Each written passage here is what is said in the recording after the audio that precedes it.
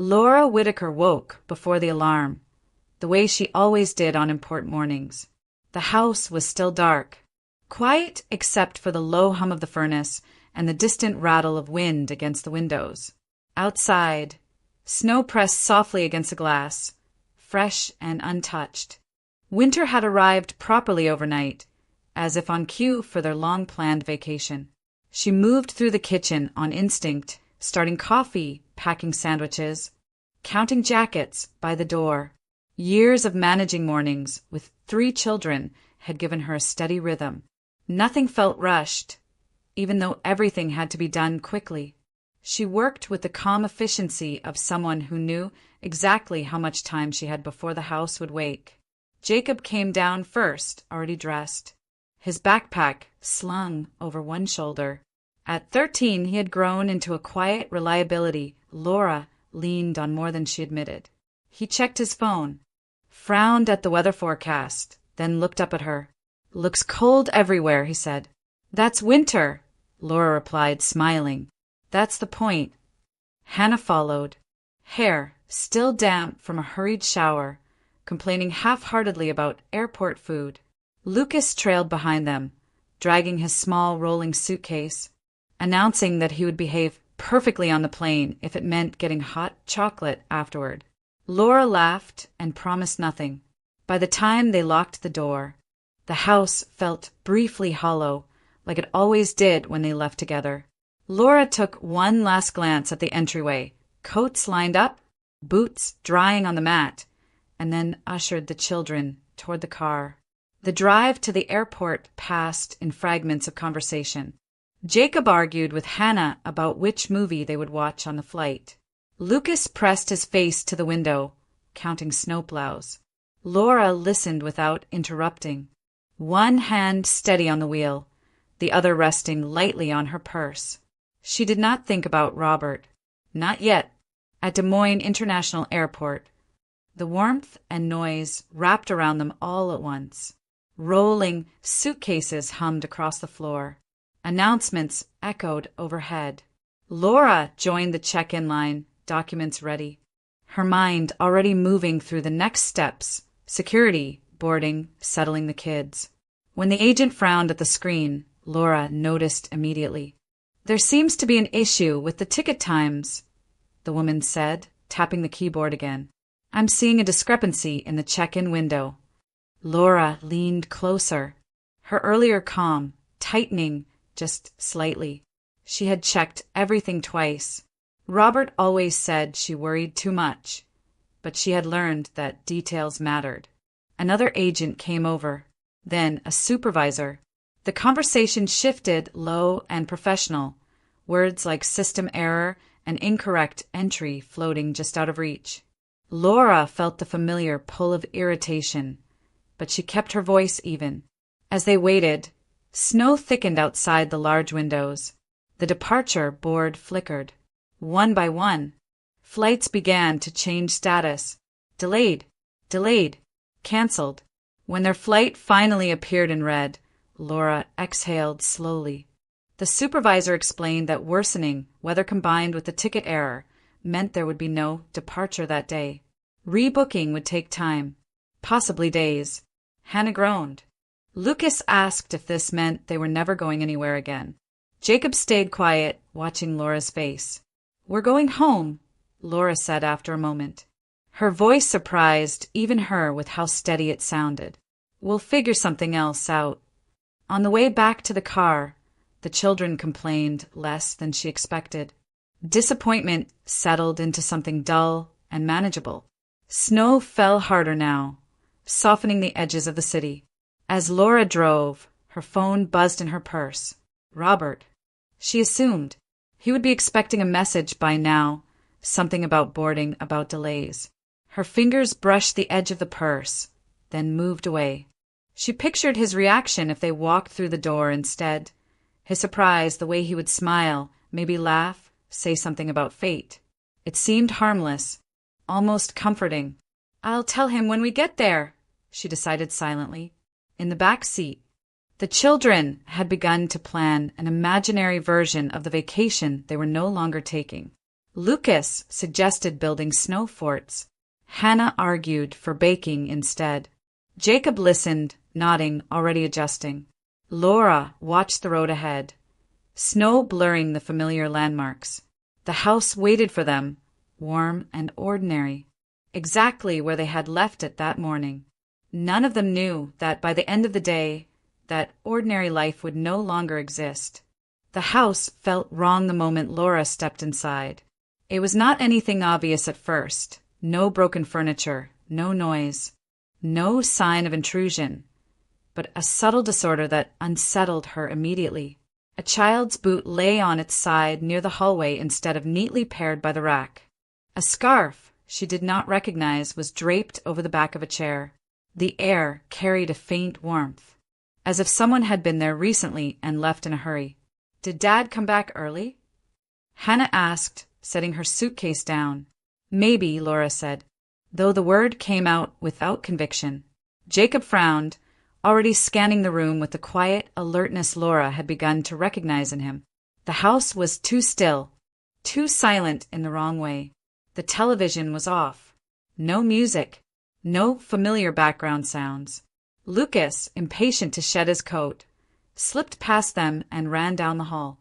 "I'm going to wash my hands," he called out, already reaching for the bathroom door. "Lucas, wait," Laura started. The door swung open before she could finish the sentence. For a fraction of a second, Laura did not understand what she was seeing. Steam fogged the mirror. Water lapped softly against porcelain. And in the bathtub, rising sharply in surprise, was a naked woman, her hair dark and wet, her skin flushed, flower petals floating around her like a grotesque parody of calm. The woman gasped. Laura froze. Time stretched, thin and unreal. Laura's mind rejected the image, even as her eyes continued to register every detail. This was her bathroom, her tub, the shelf with her shampoo bottles. Nothing had been moved, nothing rearranged enough to explain away what stood before her. The woman stammered, clutching at the edge of the tub. "Who are you?" Laura heard herself answer, though it felt like someone else was speaking. "This is my house." Behind her, she sensed movement. Jacob and Hannah had come closer, drawn by the sudden silence. Laura did not turn. She raised one hand, slightly, a wordless command for them to stay where they were. The woman in the tub stared at her, confusion shifting into something like fear. And then the front door opened. Footsteps crossed the threshold. A familiar male voice hummed lightly, off-key as if in a good mood. Laura heard the soft clink of glass against glass. "Laura." Robert called. She turned slowly. Robert stood in the hallway, his coat unbuttoned, a bottle of champagne dangling casually from one hand. He stopped when he saw them, his wife, pale and unmoving, the children frozen behind her. The smile did not leave his face immediately. It faded in stages, as though his mind were trying to catch up with his eyes. "What are you all doing here?" he asked. The question itself was absurd. Laura did not answer. She nodded once toward the bathroom. Robert followed her gaze. His shoulders stiffened. For a brief, flickering moment, something like calculation passed over his expression. Then he exhaled, slow and controlled. "So," he said, "you didn't leave." "No," Laura replied. Her voice sounded distant to her own ears. "We didn't." Silence pressed in around them, thick and suffocating. The woman in the bathtub shifted, water sloshing loudly, the sound obscene in its intimacy. Hannah sucked in a sharp breath behind Laura.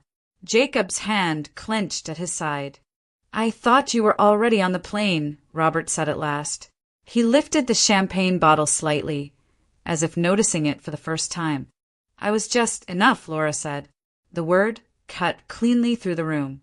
Robert stopped mid-sentence. He looked at her, really looked, and something hardened in his eyes.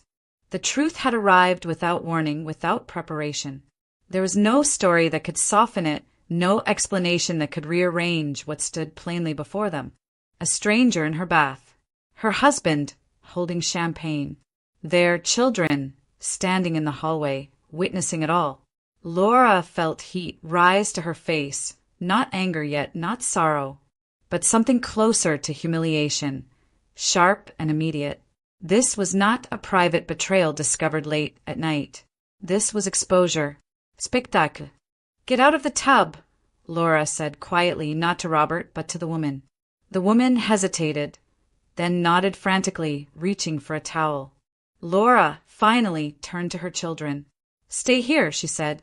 Her voice did not shake. "Don't move." Jacob nodded. Hannah swallowed hard, her eyes fixed on the floor. Laura stepped back into the hallway, her legs moving on instinct. Somewhere deep inside, a line had been crossed so completely that there was no question of going back. The storm had arrived. The moment shattered all at once. The woman in the bathroom began to cry, loud and uncontrolled, her hands trembling as she fumbled with the towel.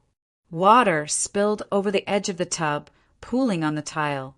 She kept repeating the same broken sentence. "I didn't know, I swear. I didn't know." As if the words could rearrange reality if she said them often enough. Robert sighed. It was not the sound of panic or remorse. It was irritation, the weary exhale of someone inconvenienced. "Please," he said, rubbing his forehead, "can we not turn this into a scene?" Laura stared at him. The children stood behind her, motionless, as if their bodies had decided stillness was safer than reaction. Hannah's face had gone pale. Jacob's jaw was set, his eyes fixed on Robert with an intensity that made Laura's chest tighten. "A scene," Laura repeated. Robert straightened. He slipped the champagne bottle onto the hallway shelf with deliberate care, as though maintaining order in small things could restore control. When he spoke again, his voice was calm, almost reasonable. "You didn't have to come back like this," he said. "You could have waited. This would have resolved itself." The woman let out a sharp, hysterical laugh from the bathroom. "Resolved," she shrieked. "You said you were getting a divorce." "I said we were having problems," Robert snapped, his patience thinning. "There's a difference." The woman surged out of the tub, clutching the towel to her chest.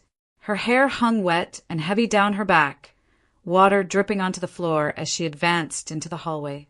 Her eyes locked onto Laura with sudden fury. "You knew," she accused. "You had to know. No woman is that blind." Laura felt the words land without impact, like hailstones bouncing off glass. She did not answer. She did not need to. "What are you doing?" Robert barked. "Get back in there." The woman ignored him. She took another step forward, then another, her voice rising unsteady and raw. "You told me you loved me. You told me you were waiting for the right moment. You said she understood, that she didn't care anymore." Robert turned sharply toward Laura. "You always did understand too much," he said. "That was your mistake." The sentence sliced through the room. Laura heard Hannah gasp. She felt Jacob shift behind her, closer now, protective without thinking. The children were no longer just witnesses. They were participants, dragged into a truth they had not been given the chance to avoid. "So that's it," Laura said quietly. "That's your explanation." Robert spread his hands, palms up. "I didn't think you'd make it so ugly. I thought you were wiser than that." Something inside Laura went cold and still. The last illusion dissolved, not of love, not even of loyalty, but of basic respect. He was not ashamed. He was offended.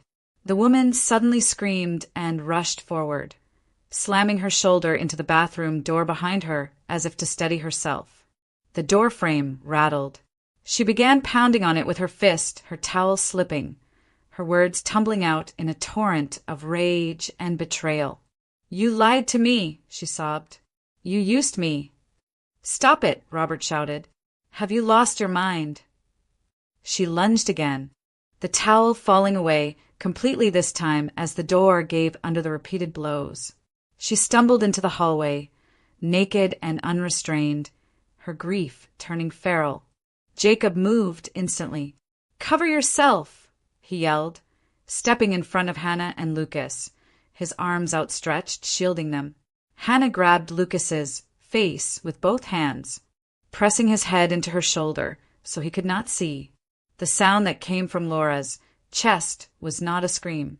It was quieter than that, a sharp intake of breath, as if something essential had been knocked loose. Enough, Laura said. No one listened. The woman collapsed onto the floor, sobbing, her hair plastered to her face. Robert stood over her, furious now, humiliated in a way that had nothing to do with guilt and everything to do with exposure. "You've ruined everything," he shouted, to Laura, to the woman, to the room itself. Laura looked at her children. Lucas clung to Hannah, confused and frightened. Hannah's eyes were wet but focused, her jaw tight. Jacob stood rigid, his body angled protectively, no longer a boy in that moment, but something harder, older. That was when Laura made her decision. She did not argue. She did not ask questions. She did not demand explanations or apologies. She stepped forward, took Lucas gently from Hannah's arms, and placed one hand on Jacob's shoulder. "Get your coats," she said. Her voice was steady. Final. Robert stared at her. "Don't be dramatic." Laura met his eyes for the last time inside that house. "I'm done." She turned away. The children followed without hesitation. No one stopped them. No one could. As the door closed behind them, the noise inside the house continued, crying, shouting, the crash of something breaking, but Laura did not look back. The break was complete. Laura drove without a clear destination in mind, her hands steady on the wheel even as everything else felt unmoored. The streets of Des Moines slid past the windshield, familiar intersections blurring into one another as if the city itself were quietly stepping aside. The house they had left behind might as well have vanished the moment the door closed. No one spoke at first. Lucas sat in the back seat, bundled into his coat, his small fingers wrapped tightly around the zipper. Hannah stared out the window, her reflection pale against the darkening sky. Jacob watched the road ahead over Laura's shoulder, silent, alert, as if making sure nothing followed them. The heater hummed softly. Snow began to fall again, light but persistent. Laura's phone vibrated in her coat pocket. She ignored it. At a red light several blocks from the house, she saw her in the rearview mirror, running, slipping slightly on the icy pavement, waving one bare hand above her head. The woman's coat hung open, her hair still damp, her face streaked with tears. "Mom," Hannah whispered. "That's her." Laura hesitated, her foot hovering over the brake. Every instinct told her to keep driving, to disappear into traffic and let the city swallow what it could not contain. But the light turned green, and instead of accelerating, Laura pulled over to the curb. The woman reached the car, gasping for breath. She bent down to the window, her hands trembling. "Please," she said, "please don't leave me here." Laura rolled the window down an inch. Cold air rushed in. "I don't have anywhere to go," the woman continued. "He told me he'd drive me back. I don't even know where I am." Jacob stiffened. Laura felt it through the seat, the tension radiating forward. "This isn't my problem," Laura said quietly. "I know," the woman replied, nodding desperately. "I know. There aren't any buses out here and my phone is dead. I'll sit in the back. I won't say a word. Please." Laura closed her eyes for a moment. She was tired in a way that went beyond shock or anger. Tired of scenes. Tired of cruelty. Tired of choosing between what was right and what was survivable. "Get in," she said. The woman climbed into the back seat, pulling her coat tightly around herself, shrinking as far away from the children as possible. She kept her gaze fixed on the floor, her sobs muted now, contained. They drove in silence for several minutes. Laura did not look at her. She gave an address when prompted, a suburb on the edge of the city, close enough that the buildings thinned and streetlights grew farther apart. When Laura pulled over, The woman hesitated, then leaned forward slightly. "I'm sorry," she said. "I didn't know about the kids." Laura nodded once. "Don't do this again," she said. "Not with someone else's family." The woman flinched, then nodded. She stepped out into the cold, closing the door softly behind her. Laura waited until she disappeared into the darkness before pulling away. The car felt lighter without her, though nothing had truly been removed. "Where are we going?" Jacob asked after a while. Laura thought of hotels, of calling friends, of the long explanations that would follow. Then she thought of the farmhouse, empty, cold, forgotten, a place that belonged to no one and everyone at once. "We're going to my grandparents' place," she said, "out in the country." Hannah frowned. "Isn't that far?" "Yes," Laura said, "but it's ours." The road narrowed as they left the city behind. Houses gave way to open fields buried under snow, fences half hidden, trees standing bare and patient. Laura felt something inside her loosen, just slightly. She did not know how long they would stay. She did not know what would come next. But for the first time since the airport, she had chosen a direction. And that for now was enough. They reached the farmhouse, well after dark. Laura turned off the main road onto a narrow, snow-covered lane that barely looked passable. The headlights cut two pale tunnels through the falling snow, revealing fence posts, drifts, and the uneven ruts of a path that had not seen regular use in years. When she finally stopped the car, the engine ticking softly as it cooled, the house loomed ahead of them, small, low, and shadowed, its windows dark. For a moment, no one moved. "This is it," Laura said, more to herself than to the children. Snow lay untouched around the house, rising almost to the steps. The porch sagged slightly, its paint peeled and weathered. The place did not look abandoned in the dramatic sense, no broken windows, no collapsed roof, but neglected, as if it had been patiently waiting and was no longer sure for whom. Jacob opened his door first. Cold rushed in immediately. "Stay in the car," he said to Hannah and Lucas, already pulling his hood up. "I'll clear a path." Laura watched him step into the snow, his boots sinking deep with each step. He grabbed the small shovel from the trunk and began working methodically, pushing snow aside to make a narrow trail from the car to the porch. He did not complain. He did not rush. He simply did what needed to be done. "You don't have to," Laura started. "I know," Jacob said without turning around, "but it'll be easier." She let him. By the time, she carried Lucas from the car. Jacob had cleared the steps and tested the porch boards with his foot. They creaked but held. Hannah followed carefully, clutching her coat closed, her breath visible in short, white clouds. The front door was locked. Laura fumbled in her pocket, her fingers stiff with cold, until she found the old key. It slid into the lock with surprising ease, turning on the first try. The door opened with a long, low groan. Cold poured out of the house, heavier than the night air outside. Inside, it smelled of dust, old wood, and something faintly familiar, dry, comforting, almost sweet. Laura stood just inside the doorway, her breath catching. The flashlight on her phone barely pierced the darkness, revealing outlines of furniture draped in sheets, a narrow hallway, the edge of a kitchen table. "Is it safe?"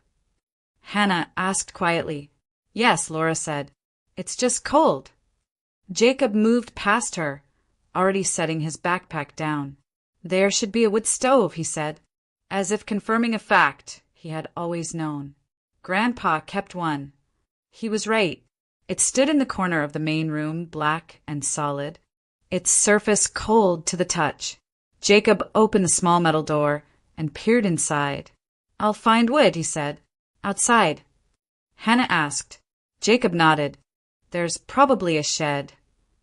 Laura watched him disappear back into the snow, a sudden ache rising in her chest. 13 years old, and already carrying more than he should. But she also felt something else. Relief, gratitude, a fragile sense that they were not entirely helpless. She set Lucas down gently on a chair, brushing snow from his hair. He leaned against her, already drowsy, his body warm beneath his coat. "It's okay," she whispered. "We're home." The word surprised her as soon as she said it. As Jacob worked outside, Laura moved through the house slowly, her flashlight guiding her steps. The furniture was exactly where she remembered it. The table her grandfather had built with his own hands still bore the shallow nicks from years of use.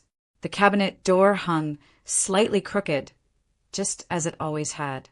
Even the old rug by the sink was still there, threadbare but stubborn. Memories surfaced without warning. Her grandmother kneading dough at the counter, flour dusting the air, her grandfather humming as he fixed a loose chair leg, the sound of laughter on winter evenings when the house had been full and alive. The house did not welcome her. Not yet. It watched, silent and reserved, as if waiting to see whether she would stay or leave again. Jacob returned with an armful of firewood and a small pile of kindling. His cheeks were red with cold, his breath quick. "There's enough to get us through the night," he said. Together they built the fire. When the first flame caught, small and unsteady, Laura felt something loosen inside her. The stove began to tick and hum as it warmed, the heat slow but real. "We'll all sleep in one room," she said. "It'll be warmer." Jacob nodded. He spread coats and blankets on the floor, arranging them carefully. Hannah helped without being asked.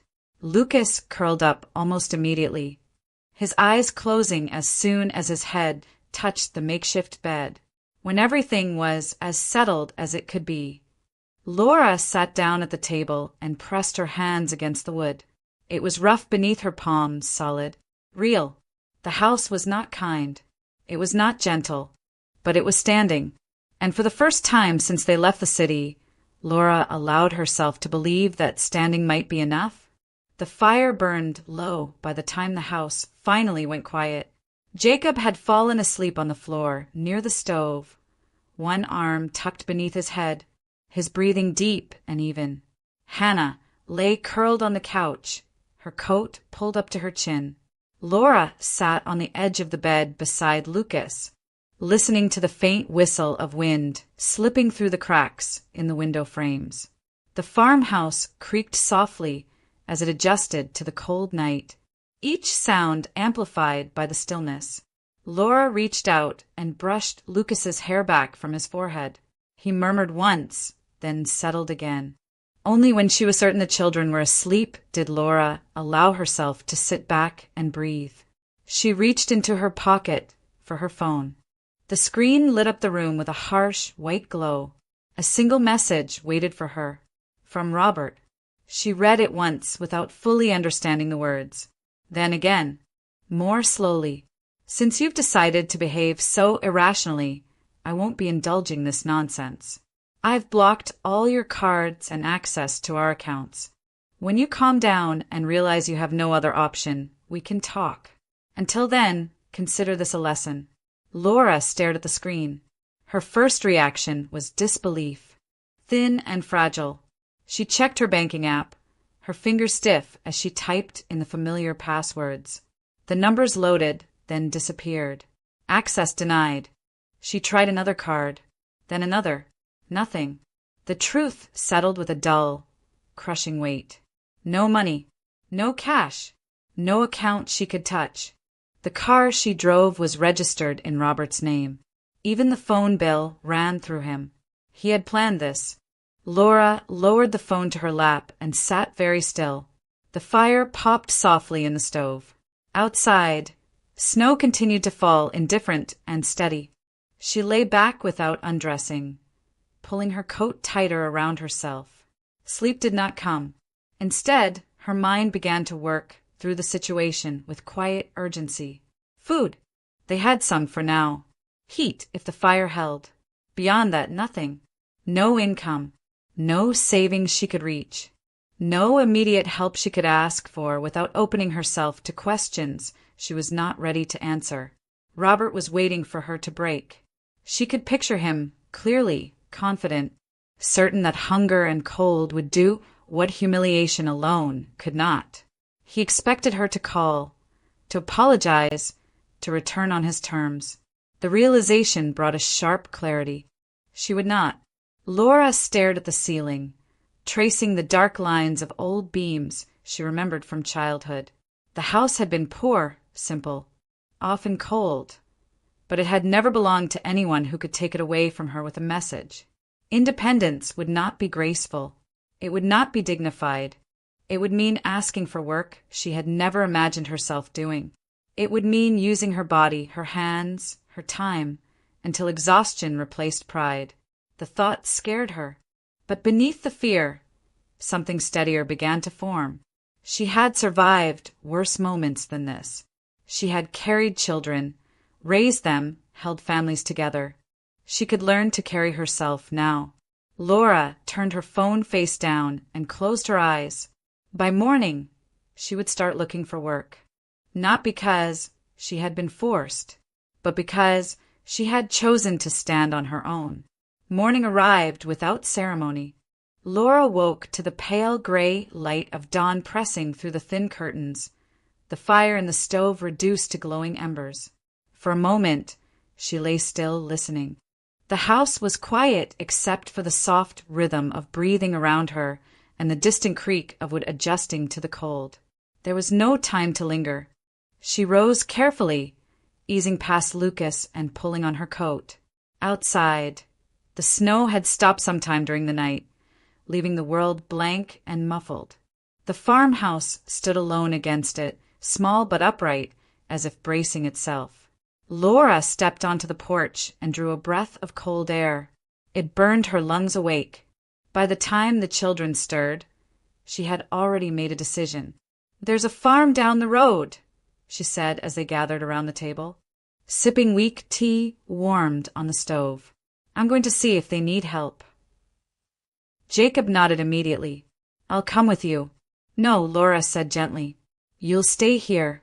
Help Hannah with Lucas. Then go talk to the neighbors." Jacob looked at her, reading between the words. "Snow clearing?" "Yes." He gave a short nod, already pulling on his boots. The walk to the farm was longer than Laura remembered, her city muscles protesting the uneven ground. The buildings came into view, slowly, low barns, a farmhouse with smoke rising from the chimney, chickens already moving in the yard. A man stood near the gate, his posture wary as she approached. She introduced herself simply, explained that she was staying nearby, that she was looking for work. He studied her hands, her coat, her shoes. His skepticism was open, unembarrassed. "This isn't easy work," he said, "and it doesn't pay much." "I know," Laura replied. "I can start today." There was a pause, then a shrug. "You can help in the dairy barn. Cash at the end of the day. Some food, too." Relief passed through her so sharply it nearly unbalanced her. The work was harder than she expected. Her arms ached. Her back burned. The cold seeped into her bones, despite the constant movement. She scrubbed, lifted, carried, followed instructions she had not heard spoken in years. At one point, her hands trembled so badly she had to stop and press them together, embarrassed by the weakness. She swallowed it down and kept going. Pride had no place here. By midday, her coat was damp with sweat, her hair plastered to her forehead. But when the farmer handed her a few bills and a carton of eggs at the end of the shift, Laura felt something settle inside her chest. It was not happiness. It was certainty. She walked back toward the farmhouse slower than she had left, every step heavy. Halfway there, she saw Jacob ahead of her, his shoulders bent beneath the weight of a shovel. He was clearing a neighbor's driveway, working steadily, snow flying in practiced arcs. The neighbor stood nearby, handing him a thermos. Jacob grinned when he saw her, the expression bright and fleeting. He held up a small bag when he finished, potatoes, bread, a wrapped piece of meat. "They paid me with food," he said. "Said cash later if I come back." Laura nodded, unable to trust her voice for a moment. Back at the farmhouse, Hannah had managed to get the stove going again.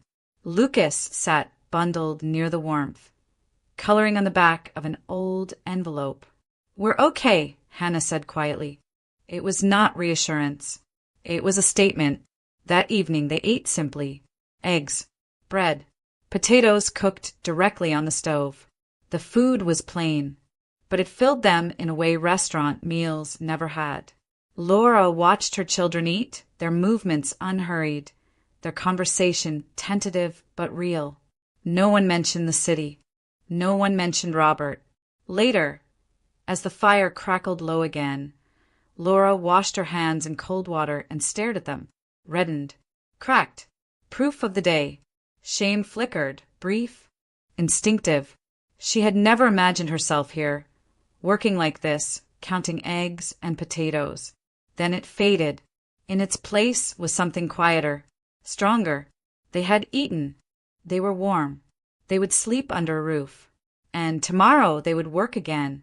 Laura noticed something was wrong before Lucas said a word.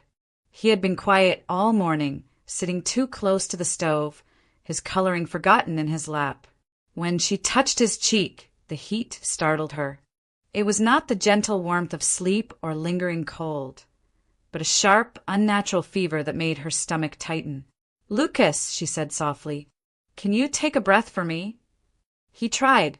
The sound that came out was thin and ragged, followed by a cough that bent his small body forward. He whimpered and pressed his face into her coat. That was enough. They bundled him quickly, Jacob already pulling on his boots without being told. Hannah hovered near the door, pale and silent, clutching Lucas's hat in both hands. The drive to the nearest hospital felt endless. Snow blurred the edges of the road, and every cough from the back seat tightened Laura's grip on the steering wheel. Lucas burned against her arm, his breath shallow and uneven. At the emergency department, the warmth hit them all at once, harsh and artificial. Nurses moved quickly, practiced and efficient, their questions short and precise. Lucas was lifted onto a gurney, his small hand slipping from Laura's grasp. "Mom," he whispered, his voice hoarse. "I'm here," she said, walking alongside him. "I'm right here." They took him for x-rays, blood work, oxygen. Laura answered questions mechanically, her mind lagging behind the speed of events. She kept waiting for someone to say it was nothing, a bad cold, a mistake. The doctor did not soften his voice. "Pneumonia," he said. "He needs to be admitted." The words landed heavily. "How long?" Laura asked. "At least a few days. We'll start antibiotics immediately." Laura nodded. Her hand shook. When the paperwork came, reality closed in from all sides. Insurance, billing, consent forms. She signed where they pointed, knowing she could not fix what she could not control. A nurse pulled her aside. "You can stay with him tonight," she said gently, "but we need to know your plans going forward." Laura looked through the glass into Lucas's room. He lay curled beneath crisp white sheets, an oxygen tube resting beneath his nose. He looked impossibly small. "I have 2 other children," Laura said, "and a job. I just started." The nurse's expression shifted, not to judgment, but to understanding. "We see this more than you'd think." Laura's chest tightened painfully. She went back into the room and sat beside Lucas, taking his hand. His fingers were hot and damp. His eyes fluttered open when she spoke. "They're helping you breathe," she said. "That's good." "Will you stay?" he asked. Laura swallowed. She leaned down and pressed her forehead to his. "I can't stay tonight," she said carefully, "but I'll come back as soon as I can." His lower lip trembled. "Promise." "I promise," she said, even as her heart fractured at the word. Leaving the room was the hardest thing she had ever done. The hallway stretched endlessly, bright and impersonal. The sound of machines and distant voices echoed off the walls, each step amplifying the weight of her choice. Laura paused once, gripping the back of a chair, her vision blurring. She wanted to run back, to refuse everything else, to stay.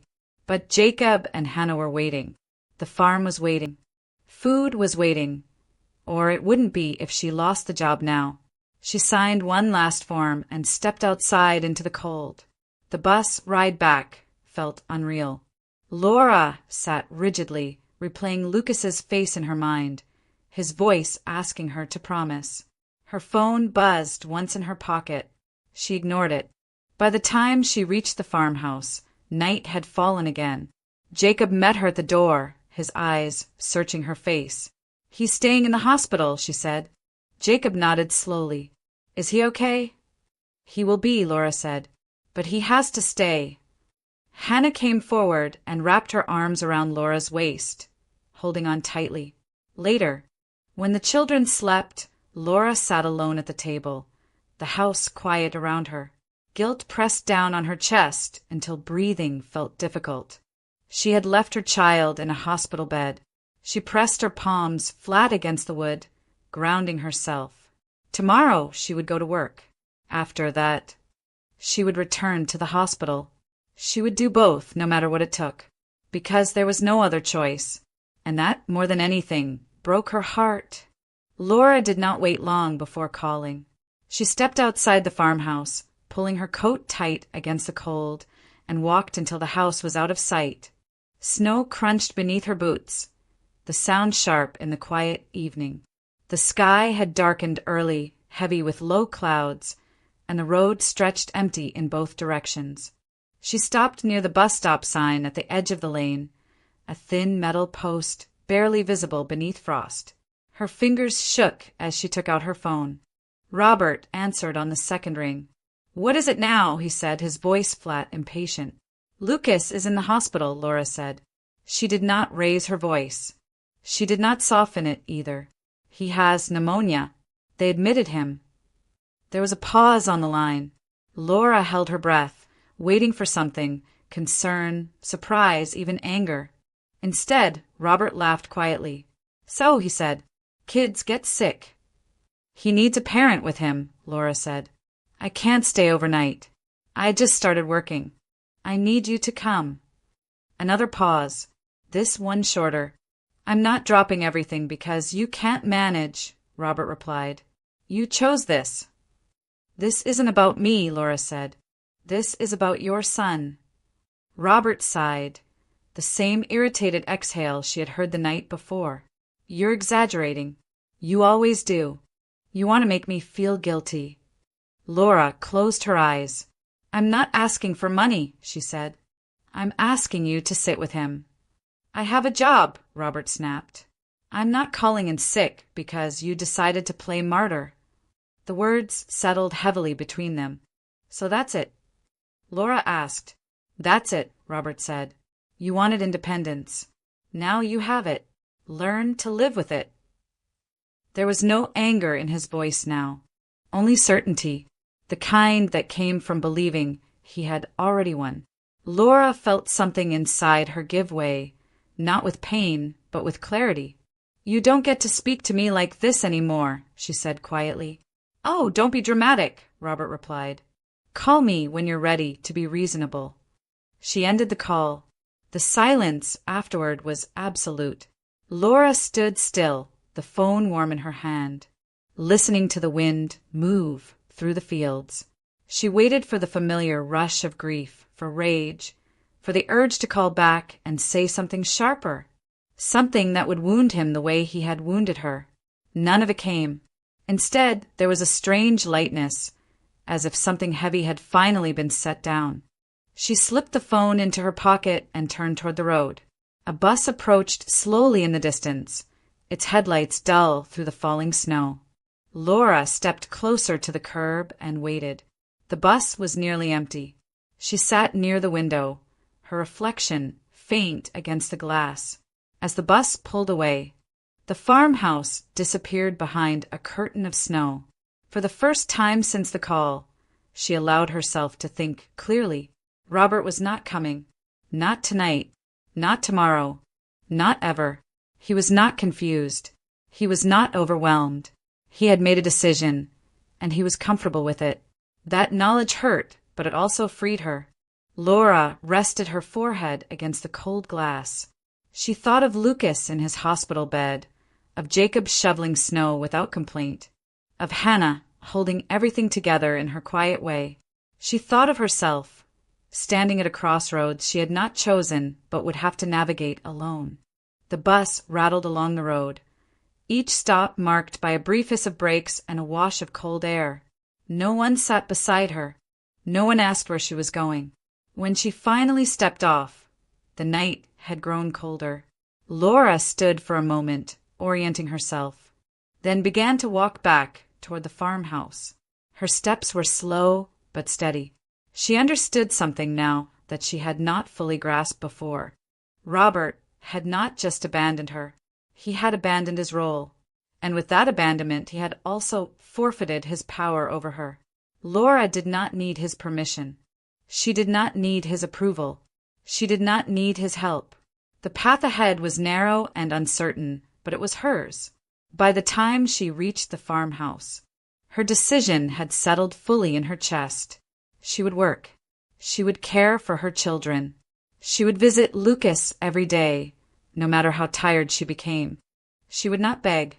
She closed the door behind her and locked it, the sound final and clean. The severance was complete. Laura did not go straight back to the farmhouse after leaving the bus. Instead, she walked toward the small cemetery at the edge of the village, the path familiar beneath her feet despite the years she had spent away. Snow covered the ground evenly, softening the outlines of headstones and fences, muting the world into quiet gray and white. The gate creaked as she pushed it open, the sound sharp in the still air. Her grandfather's grave lay near the back, under an old oak that no longer held leaves in winter. Laura stopped a few steps away, suddenly unsure what to say. She had not come here when she first arrived. There had been no time for memory then, no space for grief. "I'm sorry," she said at last, her voice barely above a whisper. "I should have come sooner." The stone was cold beneath her fingers. She brushed snow away, revealing the carved name she knew by heart. Images rose unbidden. Her grandfather at the workbench, his hand steady as he shaped wood, the smell of fresh bread from the kitchen, the quiet certainty of a man who fixed what was broken without making a spectacle of it. She was still standing there when footsteps crunched behind her. Laura turned, startled. The man stopped several feet away, as if sensing the weight of the moment. He was tall, his coat dusted with snow, his hair threaded with gray at the temples. For a second, she did not recognize him. Then he smiled, tentative and familiar all at once. "Laura," he said. Her breath caught. "Thomas." He nodded. "It's been a long time." For a moment, neither of them spoke. The past hovered between them, not as pain, but as unfinished thought. "I didn't expect to see you here," Laura said finally. "I moved back last year," Thomas replied. "I work at the hospital in the city now. When I heard your grandfather was buried here, I thought I'd come by." Laura studied his face, searching for traces of the boy she had once known. They were still there, softened by time but unmistakable. "I should have listened," she said quietly. "Back then." Thomas shook his head. "I should have come back sooner. I didn't handle things well." The words settled easily between them. No accusations, no explanations stretched thin by years of resentment, just acknowledgement. They walked together, toward the gate, the silence comfortable now. "Lucas is my son," Laura said, surprising herself with how easily the truth came. "He's in the hospital. Pneumonia." Thomas stopped. "Which ward?" "Third floor. Pediatrics." He nodded, professional instinct overtaking surprise. "I'll check on him tomorrow." "Not as a favor," he added gently. "As a doctor." Laura looked at him, something warm and cautious stirring in her chest. "Thank you." They parted without promises. The days that followed found their rhythm. Laura worked. She visited Lucas every evening, her exhaustion dissolving the moment she stepped into his room. He grew stronger quickly, his smile returning, his cough fading into memory. The nurses greeted Laura with familiarity now, their nods steady and respectful. Thomas kept his word. He checked in when he could, never intruding, never asking for more than Laura was ready to give. He spoke to Lucas about cartoons and snow, about how lungs healed, about patience. At the farmhouse, life settled into something stable. Jacob continued working for neighbors. Hannah took on small responsibilities without complaint. The stove burned reliably now. The house felt less watchful, more willing. One evening, Laura stood at the table, counting the small stack of bills she had earned that week. It was not much, but it was enough. She thought of Robert, not with anger but with distance. His control had depended on her fear. Without it, his power had withered quietly. No confrontation followed. No dramatic reckoning. Justice had arrived in smaller forms. Lucas came home. The children laughed again. Laura slept through the night. On a clear afternoon weeks later, Laura stood on the porch as Thomas helped Jacob carry firewood inside. She watched without rushing forward, without retreating either. For the first time in a long while, the future did not feel like a threat. It felt open. Laura closed the door behind her and returned to the warmth of the house, carrying with her what she had lost and what she had found.